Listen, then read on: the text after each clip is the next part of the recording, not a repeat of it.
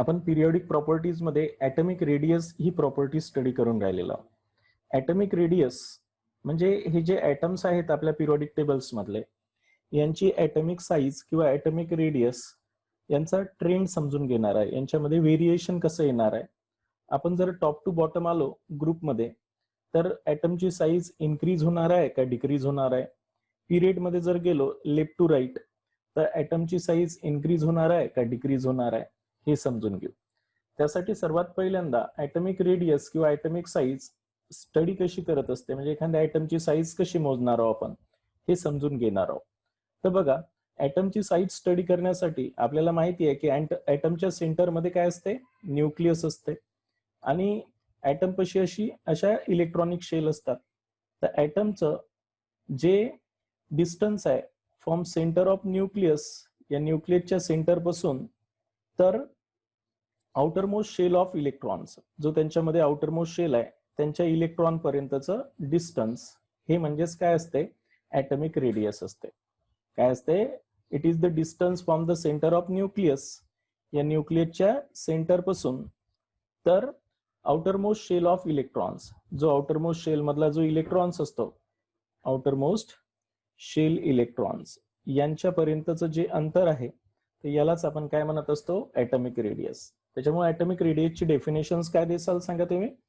The distance, actually हे काय आहे, the distance from centre of nucleus, from centre of nucleus, centre of nucleus and the outermost shell, and the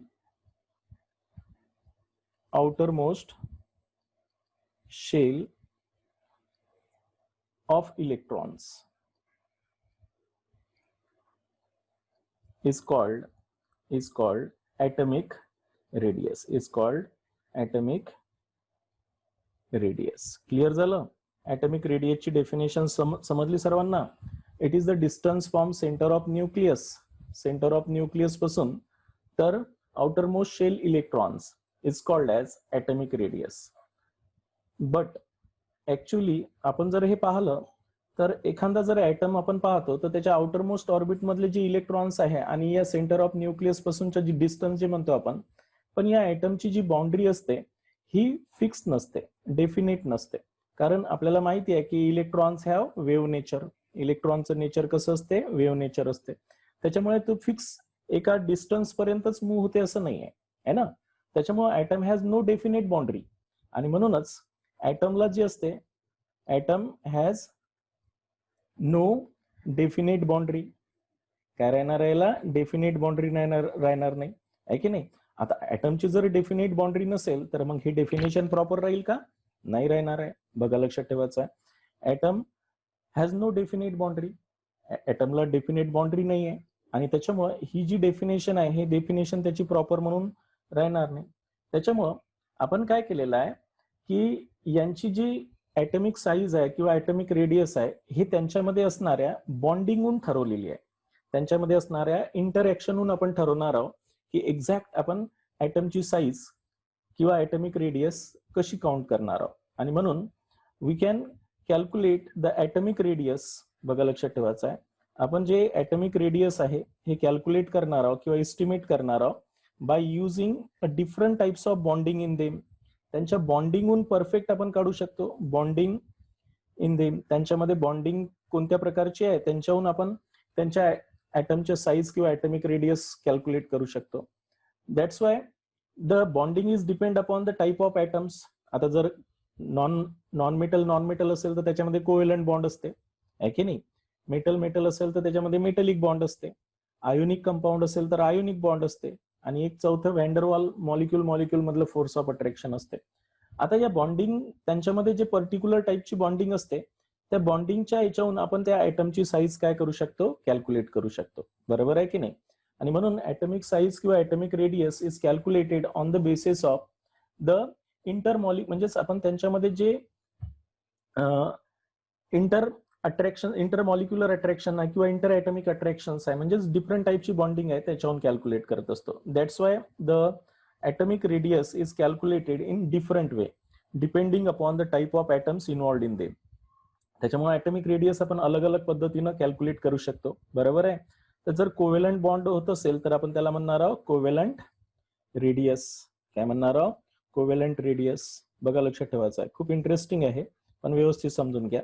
covalent radius, covalent bond जर होत असेल, non metal जे असतात त्यांच्यामध्ये covalent bond होत असते इलेक्ट्रॉनचं शेअरिंग करून, आणि मग आपण त्याहून ऍटमची साईज किंवा ऍटॉमिक रेडियस कॅल्क्युलेट करू शकतो. जर मेटलिक बॉन्ड होत असेल तर मेटलिक रेडियस म्हणत असतो आपण. बघा, लक्षात ठेवायचं आहे.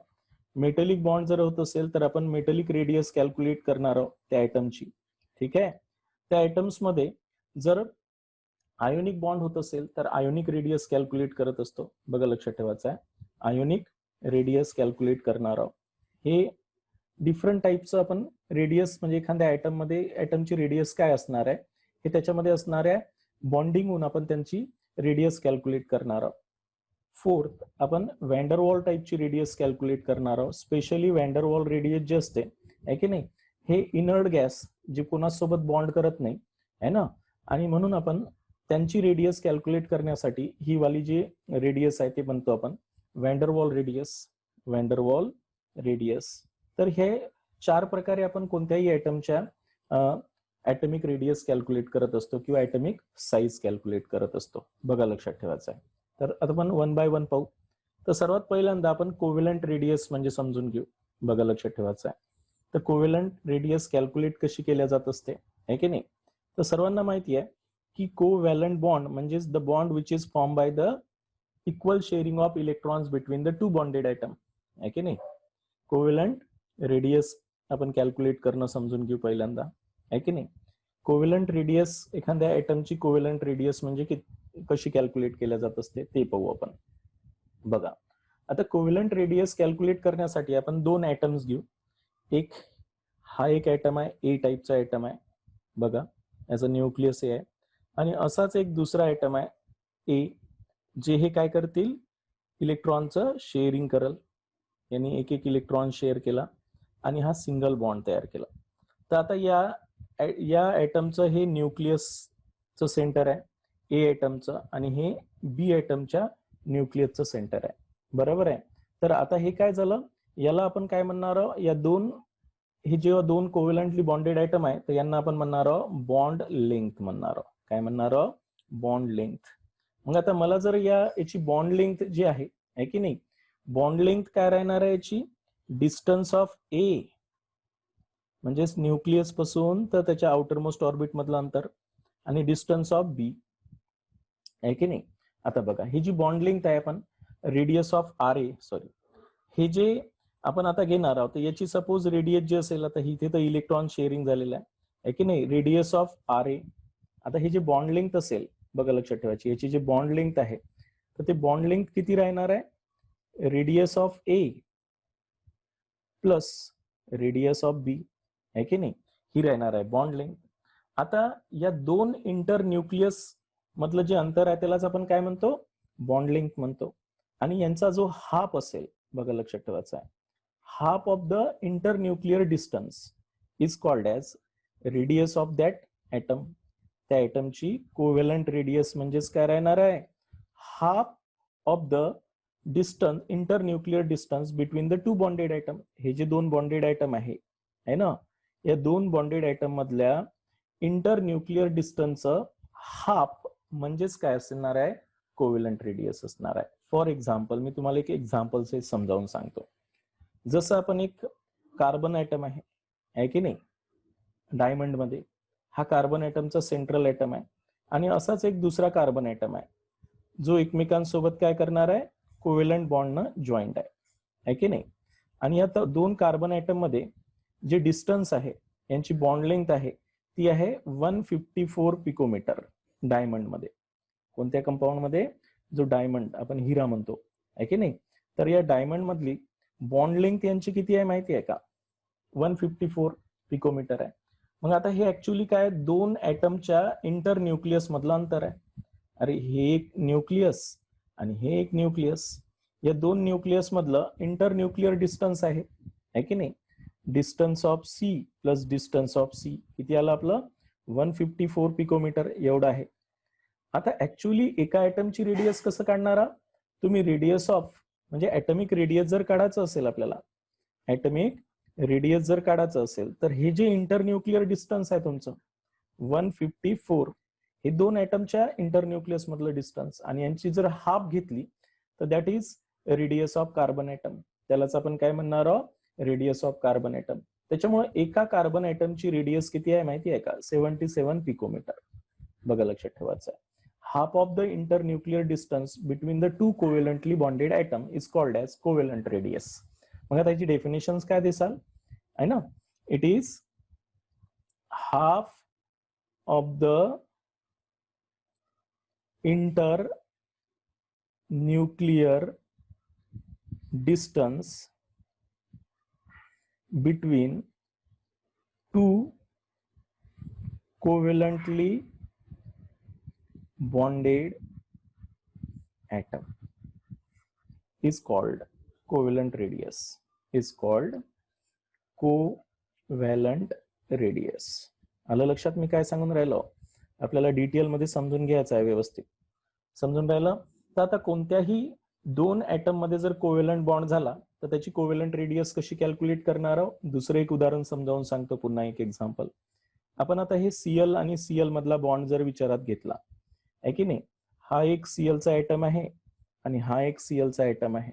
बघा हे दोन Cl चे ऍटम आहे आणि या दोन्ही Cl ऍटम मध्ये ज्या इंटरन्यूक्लिअर डिस्टन्स त्यांचं जर आपण कॅल्क्युलेट केलं तर हे एक क्लोरीन ऍटम आहे आणि हे एक क्लोरीन ऍटम आहे. यांच्यामधलं आपण इंटरन्यूक्लिअर डिस्टन्स जर कॅल्क्युलेट केलं तर इंटरन्यूक्लिअर डिस्टन्स क्लोरीन क्लोरीन मधलं जे बॉन्ड लेंथ आहे, बघा लक्षात ठेवायचं आहे, बॉन्ड लेंथ इन क्लोरीन, दोन क्लोरीन ऍटम मध्ये बॉन्ड लेंथ जेव्हा तो कोव्हॅलंटली बॉन्डेड ऍटम असतो त्यांची बॉन्ड लेंथ आहे 198 पिकोमीटर. किती आहे, 198 पिकोमीटर ही बॉन्ड लेंथ आहे. मग आता मला रेडियस जर काढायची असेल तर काय करायला लागेल, half of the internuclear distance. म्हणून मला जर ऍटमिक रेडियस कॅल्क्युलेट करायची असेल याची, काय ऍटमिक रेडियस जर कॅल्क्युलेट करायची असेल कोणाची, क्लोरीन ऍटमची, तर कशी काढणार आहोत, तर distance of internuclear distance of chlorine atoms divided by 2. Internuclear distance किती आहे त्यांचं, 198 डिवायडेड बाय 2 मीन्स त्यांचं जे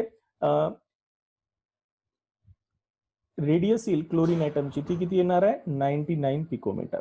अशा प्रकारे. आणि म्हणून आपण यांची डेफिनेशन्स काय दिली, half of the internuclear distance between two covalently bonded atom is called as atomic covalent radio.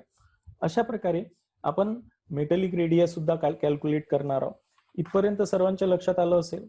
आता याच्यासाठी जर हे दोन्ही सेम ऍटम असेल तर काही प्रॉब्लेम नाही. बरं आता ऍटम डिफरंट असले तर मग काय आहे की नाही, बघा मी एकदम डिटेल मध्ये समजावून सांगून राहिलो तुम्हाला. आता जर ऍटम सेम इलेक्ट्रोनिगेटिव्हिटी असेल तर बघा लक्षात ठेवायचं, आता हे सेम ऍटम होते म्हणून यांचं इंटरन्यूक्लिअर डिस्टन्स आपण हाफ घेतलं, तर ऍटम डिफरंट असेल तर काय करावं, बघा लक्षात ठेवायचं आहे.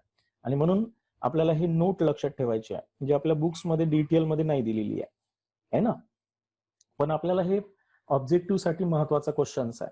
आणि त्याच्यामुळं ऍटम्स ऑफ डिफरंट ऍटम जर कोव्हॅलंटली बॉन्डेड ऍटम जर डिफरंट असेल, आता जर ऍटम्स काय असेल, डिफरंट ऍटम्स असेल, atoms are different, covalently bonded atom जर काय असतील डिफरंट असेल तर त्यांची कोव्हॅलंट रेडियस कशी कॅल्क्युलेट केल्या जात असते.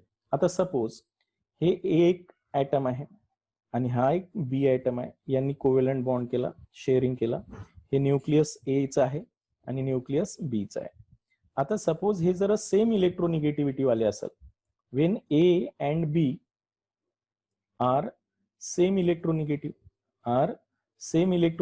ऍटम असेल आहे की नाही, हे जर सारखे इलेक्ट्रोनिगेटिव्हिटी वाले ऍटम असेल तर नॅचरली यांची जी डिस्टन्स ऑफ ए बी असेल आहे की नाही, is nothing but the radius of A plus radius of B आहे की नाही. त्याच्यामुळं आपल्याला जर यांचं काय दिलं असेल, naturally distance of A B bond दिला असेल, बघा लक्षात ठेवा, distance of A B bond दिला असेल, ए बी बॉन्डचं डिस्टन्स दिलं असेल आणि एका कोणत्या तरी रेडियस ऑफ बी ऍटम दिला असेल, हे गिवन असेल आहे की नाही, then we can calculate the radius of A. आपण रेडियस ऑफ ए कॅल्क्युलेट करत असतो बाय युझिंग दॅट फॉर्म्युला. पण जर आता हे दोन्ही ऍटम जर लार्ज डिफरन्स इन निगेटिव्हिटी असेल तर यासाठी कोणता फॉर्म्युला वापरायचा? बघा लक्षात ठेवा, तुम्हाला असे प्रॉब्लेम असतील, तुम्हाला दोन ऍटम मधलं इंटर न्यूक्लिअर डिस्टन्स दिलेलं असेल, हे जे आहे हे काय आहे? इंटर न्यूक्लिअर डिस्टन्स आहे की नाही? त्यालाच आपण काय म्हणतो? बॉन्ड लेंथ म्हणतो. बॉन्ड लेंथ दिलेली असेल तुम्हाला दोन ऍटम मधली, आणि एका ऍटमची रेडियस दिलेली असेल, तर दुसऱ्या ऍटमची रेडियस कॅल्क्युलेट करा म्हणाल. तर हा वाला फॉर्म्युला वापरायचा.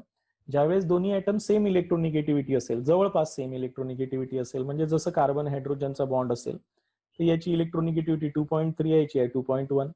त्याच्यामुळे यांच्यामध्ये अशा प्रकारचा आपण त्यांच्या बॉन्ड लेंथतून एका ऍटमची ऍटमिक रेडियस कॅल्क्युलेट करू शकतो. पण आता जर दुसरी कंडिशन असेल, जर हे दोन बॉन्डेड आयटम मध्ये लार्ज डिफरन्स इन इलेक्ट्रोनिगेटिव्हिटी असेल, आता इलेक्ट्रोनिगेटिव्हिटी डिफरन्स जर काय असेल, इलेक्ट्रोनिगेटिव्हिटी डिफरन्स जर खूप जास्त असेल आहे की नाही, लार्ज इलेक्ट्रोनिगेटिव्हिटी डिफरन्स असेल दोन बॉन्डेड आयटम मध्ये. आता हे दोन बॉन्डेड आयटम मध्ये इलेक्ट्रोनिगेटिव्हिटी डिफरन्स जर खूप जास्त असेल, आता खूप जास्त असेल म्हणजे नेमकं किती असेल ते सांगतो आता मी तुम्हाला. जसं एक हायड्रोजन आणि क्लोरीन आहे, तर यांच्यामध्ये खूप जास्त इलेक्ट्रोनिगेटिव्हिटी डिफरन्स असते. या झाला 2.1 आणि हे 3 झाला. आता हे इलेक्ट्रोनिगेटिव्हिटी डिफरन्स खूप जास्त झाला, त्याच्यामुळे याच्यात जर मला याच्याची बॉन्ड लेंथ दिलेली असती, एच आणि सीएल ची ही दिलेली असेल, गिवन असेल आपल्याला, आणि एका आयटमची बॉन्ड लेंथ दिलेली असेल तर दुसऱ्या आयटमची बॉन्ड लेंथ, कारण इथे शेअर्ड पेअर्ड इलेक्ट्रॉन, आता बघा हा वाला तुमचा हायड्रोजन आयटम असेल आणि हा वाला क्लोरीन आयटम असेल आहे की नाही. क्लोरीन आयटम काय करेल, आपल्याकडे शेअर्ड पेअर्ड इलेक्ट्रॉन जास्त ओढून घेईल. बघा लक्षात ठेवायचं आहे, त्याची इलेक्ट्रोनिगेटिव्हिटी काय जास्त आहे, त्याच्यामुळे हे शेअर्ड झालेले इलेक्ट्रॉन्स याच्याकडे ओढल्या जाईल, त्याच्यामुळे याचं डिस्टन्स कमी होऊन जाईल. बघा, आणि अशा प्रकारे जर आपल्याला या याच्यातनी काय करायचं असेल, रेडियस ऑफ एच आणि रेडियस ऑफ सीएल हे कॅल्क्युलेट करायची असेल आहे की नाही, तर यासाठी वेगळा फॉर्म्युला वापरणार आहोत. आता बघा, हे जे तुम्हाला दिलेली आहे bond length, distance of A B म्हणजेच एच आणि CL is nothing but equal to, कसं काढसाल, radius of A plus, suppose हे ए आयटम आहे आणि बी आयटम आहे की नाही, radius of A plus radius of B, एवढ्यानं चालणार नाही. मायनस म्हणजे हे जेव्हा इलेक्ट्रोनिगेटिव्ह असल्यामुळं हा आपल्याकडे इलेक्ट्रॉन ओढल, आणि इलेक्ट्रॉन ओढल्यामुळं हा वाला फॉर्म्युला वापरायचा आहे 0.9 एन इंटू साय ए मायनस साय बी. आता हे साय ए आणि साय बी काय आहे, हे इलेक्ट्रोनिगेटिव्हिटी आहे, इलेक्ट्रोनिगेटिव्हिटी ऑफ ए आयटम आणि इलेक्ट्रोनिगेटिव्हिटी ऑफ बी आयटम. आणि म्हणूनच तुम्हाला जेव्हा एखाद्या दोन आयटम मधलं बॉन्ड लेंथ दिलेली असेल, बघा लक्षात ठेवायचं आहे, तुम्हाला याची कॅल्क्युलेट करायला सांगितली असेल, ऍटमिक रेडिया ए ची कॅल्क्युलेट करायला सांगितली असेल, बी ची गिवन असेल, आणि इलेक्ट्रोनिगेटिव्हिटी ऑफ ए आणि इलेक्ट्रोनिगेटिव्हिटी ऑफ बी जर गिवन असेल, तर you can calculate the bond atomic radii of B. तर हे झाला तुमचा extra part for NEET and JEE. तुम्हाला याच्यावर असे प्रॉब्लेम विचारू शकतात, दॅट इज फॉर नीट और JEE आहे की नाही. यांच्यासाठी ही वाले फॉर्म्युले तुम्हाला लक्षात ठेवायचे आहे, कोव्हॅलंट रेडियस कशी कॅल्क्युलेट करत असते डिफरंट इलेक्ट्रोनिगेटिव्ह ऍटम साठी आहे की नाही. ऑब्जेक्टिव्ह मध्ये याचे प्रॉब्लेम येणार आहे. आपल्यासाठी तर सध्या एवढं लक्षात ठेवायचं आहे की ऍटमिक रेडियस म्हणजे काय. आपण जे जनरल डेफिनेशन देतो, काय देत असतो, जनरल डेफिनेशन्स आपल्या ऍटमिक रेडियसची काय, कोणत्याही ऍटमची रेडियस म्हणजे काय असते, से it is the distance from center of nucleus and outermost orbital electrons is called as atomic radius. बरोबर आहे. but we know that the boundary of atoms are not definite. atom ची boundary definite नाही आहे, आणि definite boundary नसल्यामुळे electron नेमका exactly किती अंतरावर आहे हे फिक्स नाही आहे, आणि म्हणून ही वाली डेफिनेशन इन सफिशियंट आहे to explain the atomic radius किंवा atomic size. that's why we are explain the atomic radius on the basis of different type of bonding in them. Exactly intermolecular attraction, interatomic attractions जे आहे ते fix राहणार आहे, आणि ते fix डिस्टन्सहून आपण ऍटमची radius calculate करू शकतो. That's why atomic radius are calculated in on the basis of their different type of bonding. There are covalent radius for the non metallic bonding. Metallic atom असेल तर metallic bonding असेल तर metallic radius calculate करत असते ऍटमची, ionic bonding होत असेल तर ionic radius calculate केलं जात असते. आणि मॉलिक्यूल मध्ये जे फोर्स ऑफ अट्रॅक्शन असते, विकेस्ट फोर्स ऑफ अट्रॅक्शन, त्याला व्हॅन्डरवॉल फोर्स ऑफ अट्रॅक्शन म्हणतात. तर व्हॅन्डरवॉल रेडियस सुद्धा आपण कॅल्क्युलेट करणार आहोत. व्हॅन्डरवॉल रेडियस जनरली कोणासाठी आपण स्टडी करणार आहोत? इनर्ट गॅसेस आहे की नाही. इनर्ट गॅसेस आणि मॉलिक्यूल मध्ये अट्रॅक्शन असते, हे मॉलिक्युलर अट्रॅक्शन्स. तर यावेळेस आपण व्हॅन्डरवॉल रेडियस कॅल्क्युलेट करणार आहोत. तर सर्वात पहिली जी आपण कोव्हॅलंट रेडियस कशी कॅल्क्युलेट करतो, त्यासाठी आपल्याला कोव्हॅलंट बॉन्ड कसा तयार होत असते हे समजून घेणं आवश्यक आहे. तुम्हाला सर्वांना माहिती आहे कोव्हॅलंट बॉन्ड कसा तयार होत असते. दोन ऍटम आहे की नाही, जेव्हा दोन ऍटम एकमेकांसोबत काय करत असते, शेअरिंग करत असतात इलेक्ट्रॉन्स, आणि शेअरिंग करून एक बॉन्ड तयार होत असते. आता शेअर केल्यानंतर या दोन ऍटम मध्ये इंटरन्यूक्लिअर डिस्टन्स आहे. अरे दिसतंय तुम्हाला इंटरन्यूक्लिअर डिस्टन्स ए आणि ए मध्ये. तर यांच्यामधलं या न्यूक्लियसचं आणि या न्यूक्लियसचं अंतर म्हणजे त्याची बॉन्ड लेंथ आहे. काय आहे? बॉन्ड लेंथ आहे. ऍक्च्युली त्या बॉन्ड लेंथचा हाफ जर घेतला आपण तर ते काय राहणार आहे? कोव्हॅलंट रेडियस राहील. ते रेडियस ऑफ वन ऍटम राहील. बघा, एक महत्वाची इंटरेस्टिंग गोष्ट आहे की हे जे ए ऍटम आहे याची ऍक्च्युअल रेडियस जर पाहिली आपण, आहे ना, रेडियस ऑफ ए ती जास्त आहे आणि कोव्हॅलंट रेडियस त्याची कमी राहणार आहे. कोव्हॅलंट रेडियस याच्या मधात येईल की नाही, या मधातलं अंतर. आणि म्हणून covalent radius is always less than the atomic radius. बघा, लक्षात ठेवायचं आहे, जी कोव्हॅलंट रेडियस असते है ना, कोव्हॅलंट रेडियस जे असते, कोव्हॅलंट रेडियस इज ऑलवेज लेस, हे लेस असेल than atomic radius, atomic radius पेक्षा. हे एक पॉइंट नोट लक्षात ठेवायची आहे. आता आपण कोव्हॅलंट रेडियस कसं काढतो, तर दोन ऍटम जेव्हा काय करतात, बॉन्डिंग करतात, आणि ते दोन ऍटम जेव्हा बॉन्डिंग करतात तर त्यांच्यामधलं जे इंटरन्यूक्लिअर डिस्टन्स आहे की नाही, तर या इंटरन्यूक्लिअर डिस्टन्सचा जो हाफ आहे, distance of CL and distance of CL, यांचा आपण जर हाफ घेतलं तर that is the radius of CL ऍटमची रेडियस राहील. त्याच्यामुळे आपण याची डेफिनेशनच तशी केली. It is the half of the internuclear distance between the two covalently bonded atom is called as covalent radii. Simple आहे. half the internuclear distance between the two covalently bonded atom is called as atomic radii. For example, आपण chlorine दोन chlorine atom मधलं distance, हे chlorine आणि chlorine ऍटमच्या bond लेंथची 198 आहे. जर आता आपण यांचं जर ऍटॉमिक रेडियस कॅल्क्युलेट करतो म्हटलं तर या कोव्हॅलंट बॉन्डचा जो बॉन्ड लेंथ आहे डिवायडेड बाय टू केल्याबरोबर आपल्याला काय भेटणार आहे? रेडियस ऑफ क्लोरीन ऍटमची रेडियस भेटेल 99 पिकोमीटर. सिमिलरली आपण जर डायमंडचं एक्झाम्पल घेतलं, डायमंड मध्ये जे कार्बन आहे ते सिंगल बॉन्डेड असतात. आता ह्या सिंगल बॉन्ड मध्ये कार्बन जेव्हा बॉन्ड तयार होतो कोव्हॅलंट बॉन्ड, तर या दोन कार्बन मधली जी बॉन्ड लेंथ आहे म्हणजे इंटरन्यूक्लिअर डिस्टन्स आहे ते आहे 1.154 पिकोमीटर. आता 154 पिकोमीटर जर असेल तर हे दोन कार्बन ऍटमचं इंटरन्यूक्लिअर डिस्टन्स आहे. एका कार्बन ऍटमचं इंटरन्यूक्लिअर डिस्टन्स जर काढायचं असेल तर या दोघांच्या मधलं हाफ अंतर घ्यायला लागेल आपल्याला, हाफ द इंटरन्यूक्लिअर डिस्टन्स, आणि that is called as the covalent radius of carbon. आणि 154 divided by 2 is nothing but the 77 picometre आहे की नाही. अशा प्रकारे आपण कोव्हॅलंट रेडियस स्टडी करत असतो. हे तर झालं सिमिलर ऍटम. पण ऍटम जर डिफरंट असेल आणि इलेक्ट्रोनिगेटिव्हिटी सेम असेल, डिफरंट असेल, तर कसं कॅल्क्युलेट करायचं आहे? तर ऍटम जर सेम असेल तर इलेक्ट्रोनिगेटिव्हिटी त्याचं सरळ ऍटम जर सेम असेल तर तुम्हाला काय दिलेलं असेल? बॉन्ड लेंथ दिलेली असेल ए बी ची आहे की नाही, आणि रेडियस ऑफ ए दिलेली असेल आणि रेडियस ऑफ बी कॅल्क्युलेट करायला सांगितली असेल तर आपण इझिली कॅल्क्युलेट करू शकतो. पण जर यांच्यामध्ये लार्ज डिफरन्स इन इलेक्ट्रोनिगेटिव्हिटी असेल तर हा वाला फॉर्म्युला वापरायचा. तुम्हाला डिस्टन्स ऑफ ए बी दिलेलं असेल म्हणजे बॉन्ड लेंथ दिलेली असेल, इंटरन्यूक्लिअर डिस्टन्स दिलेलं असेल, रेडियस ऑफ ए दिलेली असेल आणि तुम्हाला रेडियस ऑफ बी कॅल्क्युलेट करायची आहे, बरोबर आहे. तर आपण काय करणार आहोत? -0.9 due to the more electronegativity bond length is reduces by this factor 0.9 साय ए मायनस साय बी. साय ए मायनस साय बी काय? साय ए इज द इलेक्ट्रोनिगेटिव्हिटी ऑफ ए, हे सुद्धा दिलेली असेल तुम्हाला, आणि इलेक्ट्रोनिगेटिव्हिटी ऑफ बी सुद्धा दिलेली असेल. अशा प्रकारे ऍडव्हान्स लेवलचे क्वेश्चन जेव्हा सॉल्व्ह करायचे असते आपल्याला त्यावेळेस हे फॉर्म्युले वापरायचे आहे. क्लिअर झालं मी काय सांगितलं आहे ते? अशा प्रकारे आता आपण दुसरी रेडियस समजून घेऊ. पहिले तर आपण रेडियसचे प्रकार समजून घेऊन राहिलो, ऍटमच्या रेडियस कशा कॅल्क्युलेट केल्या जात असते आहे ना. तर दुसरं आपण मेटलिक रेडियस समजून घेऊ. कोणते घेऊ आता? मेटलिक रेडियस बघा लक्षात ठेवायचं आहे. मेटलिक रेडियसची डेफिनेशन तेच राहणार आहे. काय राहणार आहे? It is the half of internuclear distance.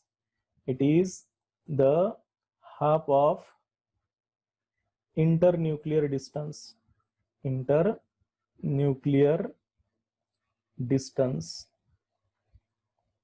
between two metallic bonded atom.